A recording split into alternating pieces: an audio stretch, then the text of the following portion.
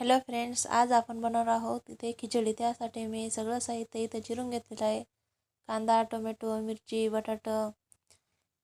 आपण कांदा परतून घेतलेला आहे, त्यामध्ये मिरची पण परतून घेतली आणि आता टाकलेले आहे जिरे, ते पण छान असे तळून घेतले। त्यानंतर टाकले आपण हळद, लाल मिरची पावडर,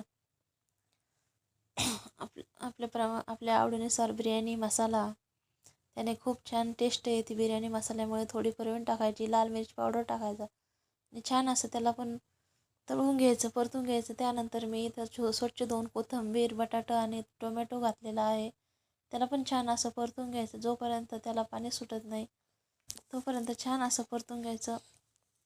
त्यामुळे त्याचा सर्व छान असा आता इथं परतलेला आहे, तुम्ही बघू शकता किती छान इथं तेल सुटलेलं आहे त्याला। त्यानंतर आवडीनुसार थोडे शेंगदाणे घालायचे।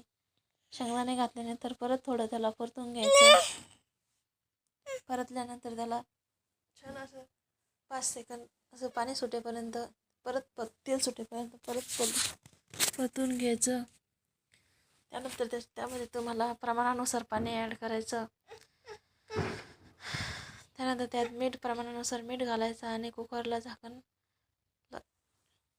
मीठ घालायचं आणि त्यामध्ये इथं स्वच्छ धुवून मी तांदूळ आणि डाळ घातलेली आहे, तुम्ही बघू शकता।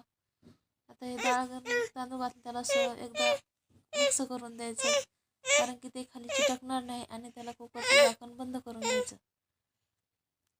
2 मिनटं फुल गॅस चालू करून द्यायचा आणि नंतर मंद आचेवर 3 शिट्ट्या होऊ द्यायच्या। 3 शिट्ट्यानंतर झाल्यावरती तुम्ही बघू शकता आपली खिचडी किती छान शिजलेली आहे, तर एकदम मऊसूत झालेली आहे। खायला पण एकदम टेस्टी लागेल। तुम्ही एकदा ट्राय करून बघू शकता। तुम्हाला आवडल्यास नक्की शेअर करा, लाईक करा आणि चॅनलला सबस्क्राईब करा। थँक्यू।